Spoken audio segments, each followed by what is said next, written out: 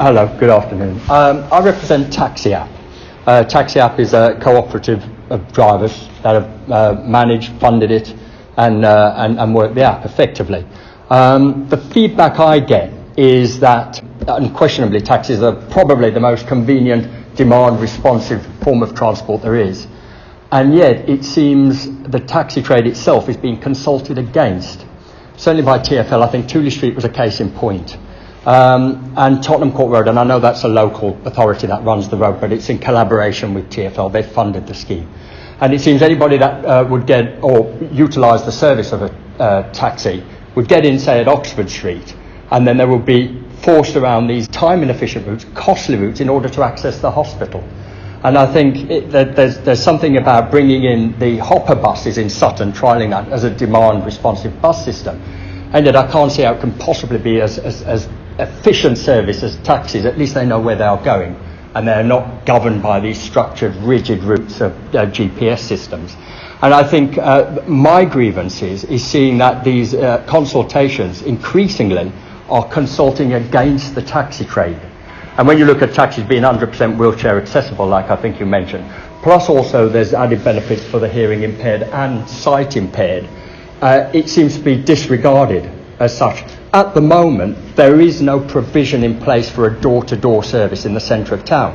None whatsoever. So what's expected is either you take these more costly, time-inefficient routes, or even the local authorities are now bringing in streets that you can't even access. So it's not for me to determine who has a disability. It's not for the local authorities to determine who has a disability. And yet you are now being told, even though there's a compellability issue, if you access the taxi, you fully expect to be taken to your destination. And yet we're being told that we have to drop the passenger prior to their destination, and they are then having to make their own way to their destination. And we think it defeats the purpose of being a taxi driver. The knowledge means that you do take the most time-efficient route. I think if you're forced around or displaced into all other private vehicles, that's going to make it a very unattractive service. And I think with no provision put in place for a door-to-door service, I think it does the passengers certainly and the customers a gross disservice. So I think certainly with consultations, we'd like to know, or the public would like to know, what they're being consulted about. It's usually hidden. Tooley Street was a case in point because it asked if you agree with the layout. Now, I agreed with the improved layout, you could say. But if you agreed with the layout, you were effectively restricting taxi access to do the left turn, which is the most time-efficient route, the left turn into Tooley Street. You wouldn't know that unless you really read into the notes, but most of us don't. And so I think if you're going, because I consider it being consulted against, because it's taking away the prevailing standard. And I think if that's going to be the case, at least can we be clear, can TfL be very clear about what's on offer or what isn't being offered? I understand what you're saying, and certainly TfL have been promoting the fact that cabs are accessible door-to-door services.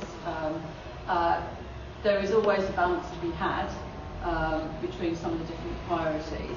I would hope that TfL is not consulting against cabs. Mm-hmm. There might be some unintended consequences in the way that they are consulting, and we're happy to take that back. Thank you. And look at those issues. Yeah, it sounds like there's a couple of sort of particular areas that cause the problem. It does feel as though there is a political drive against the taxi trade, to be honest. That's not the case. It just sounds like there's a couple of instances where maybe we could work together to see if there's something. They are certainly the magnitude of these couple of instances. It's not minutiae. It is quite the gravitas to how it affects the industry is relevant. We can take it away. Thank you. Yeah, and as we said earlier, not all the roads are run by us, so we don't have a total say on some of them. But effectively, we are working with the boroughs to try and promote the sort of safer street environment, mm-hmm. and looking at the modes of transport. I was going to say, with regards to obviously accessibility and inclusion, and the fact that you're obviously a regulating body and responsible for the regulation of the taxi services, that it should be in your interests and obviously in your customers' interests to apply as much pressure as possible on behalf of the customer to these councils who are bringing in these basically exclusions for the taxi profession, and they're referring it as, well, we're undertaking what is effectively the Mayor's transport strategy, which again you yourself have referred to today. Yeah. Well, obviously, if it is part of the Mayor's transport strategy, again, it's in your interest to apply pressure on these councils to say, look, you're not being inclusive, you're not providing accessible transport in these areas, because you're actually excluding the service of the taxi trade, which is providing 100% fully wheelchair accessible vehicles and the only door-to-door service as part of the public transportation network that they've been doing for the past 365 years. It does seem to work antithetically to the inclusive strategy by the DfT, and so it's very difficult for us to get our heads around that. Clearly we need to do more work. We're talking to you about some of the issues. Well, that's been the issue, with the greatest of respect. Talking to the profession. Nobody from TfL at any one stage of the various campaigns that have been undertaken by the taxi profession over this past, 18 months? That's right. Nobody has actually engaged from TfL with regards to the issues that the taxi profession have been campaigning and protesting about. Nobody has come out, and that is a big highlight, because, as I've stated, and as you well know, you are the regulator for the taxi services, so it's in your interests. And again, coming back to the public, and the reason obviously why you're having this seminar today, to provide a fully inclusive, fully accessible transportation network service for your paying customers, of which the taxi trade, the taxi profession, is providing an essential door-to-door, fully accessible, fully inclusive transportation service. That's right. So again, it is in your interests to engage with a profession that has 23,500 Londoners working as their trade, and obviously utilising the London streets, some of which are being taken away, as Sean quite rightly pointed out, excluding them from their day-to-day job. They've had access to these roads for 365 years, and they should continue to have access to 365 years. Due to central London, like congestion, we're trying to get less cars on the road. No, I think some of the issue is there's a lot more pedestrianisation going on, and but also there's no.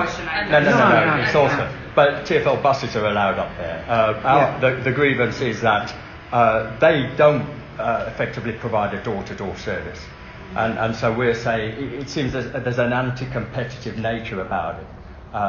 To allow buses up there, and normally where buses go, taxis have always gone. The data will show there's not a conflict of interest. Taxis are the safest surface transport option out there, and yet it seems to be excluded from their policy. Yeah. All I would say is that the Mayor's strategy is not one that excludes black cabs.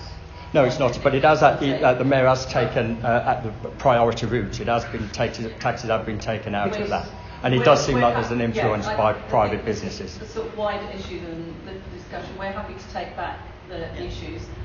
This is not something that we've been involved in, so I don't know. No, sorry, I understand that. And you do need to be careful to keep a proper line between regulation and services within We've been trying to do it for a long time. Yes. So we just don't know where to turn and who to speak to, because nobody seems to. This is not about a regulation issue. This is about where the cabs fit into the overall accessible transport. But it's only by attending things like these we are actually being able to engage with personnel from TfL. Yeah. So, and hopefully by the more engagement that there is and more attendance to things like this, we can feed back our thoughts on behalf of the profession and opinions, which you can then in turn feed back to whoever it is that whoever it is that's responsible for these various things. We're happy to. I know it's a minefield. yeah, I understand it's a minefield, And, but you know, I don't know who TfL are talking to about some of these issues, so we just need to go and find out who that is and suggest that they maybe have a bit of a chat with you. Indeed. We'll take it away and make sure we find the right person. Lovely. Thank you. Okay? Yep. Here they are. Any other issues? Yeah. Hiya, I'm Florence